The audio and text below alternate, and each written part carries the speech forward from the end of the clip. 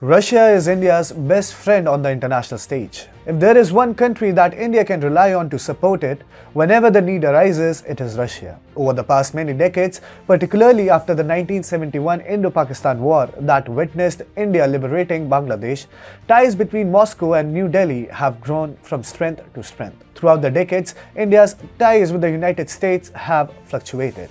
Hi and welcome. You're watching TFI English, the national socio-political analysis arm of the TFI Media Group. I'm your host Tribhuvan, and in this video I'll tell you how India's strategic abstainment in the UNSC is a grand friendship gesture towards Russia. Let's begin. There have been good times and extremely bad years of Indo-US ties as well. But Russia has been a constant for New Delhi. Whenever India needed help, Russia has always risen to the task. Now it only makes sense for India to help Russia in its time of need. As is widely known, tensions have spiked in Eastern Europe due to Ukraine crisis. Russia has amassed 100,000 troops on the Ukraine border, and it seems things can escalate out of control very quickly. If you're following the Western media, you may be thinking that Vladimir Putin is the wrong man here. After all, Western media is full of anti-Moscow propaganda over the issue. They say that Putin wants to invade Ukraine, something like the bigger shark devouring the smaller one. But the narrative is completely manipulated. Putin doesn't want to invade Ukraine.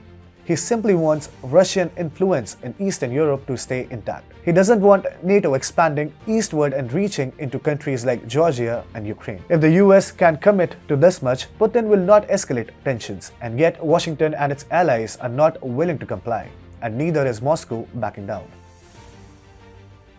India on Monday called for an immediate de-escalation of tensions related to Ukraine, reiterated its support for a peaceful resolution of the issue for long-term peace and stability, and appealed for quiet and constructive diplomacy. Recently, India had abstained from a vote on whether the United Nations Security Council should take up the situation in Ukraine as a possible threat to international peace and security. India was joined in the abstention by Kenya and Gabon. For its support and for not buckling under American pressure, Russia even thanked India. First Deputy Permanent Representative of Russia to the UN, Dmitry, said in a tweet on Monday, US diplomacy at its worst. Thanks to our four colleagues, China, India, Gabon and Kenya, who were brave to withstand US hand-twisting before the vote. As tensions continue to rise in Eastern Europe, India and Russia held high-level talks on Monday. Russia's Deputy Minister of Foreign Affairs, Sergei Vershinin, visited India and met Foreign Secretary Harshvardhan Shringla and Rinat Sandhu, Secretary West, Ministry of External Affairs. In a statement, the Ministry of External Affairs said both sides held wide-ranging discussions on issues on the United UN Security Council agenda and related developments. Both sides agreed to deepen cooperation on issues of mutual interest at multilateral platforms. The Russian delegation briefed India on its priorities during the 76th session of the UN General Assembly. Both sides also agreed to work closely together given the common challenges faced and in keeping with their long-standing, special and privileged strategic partnership.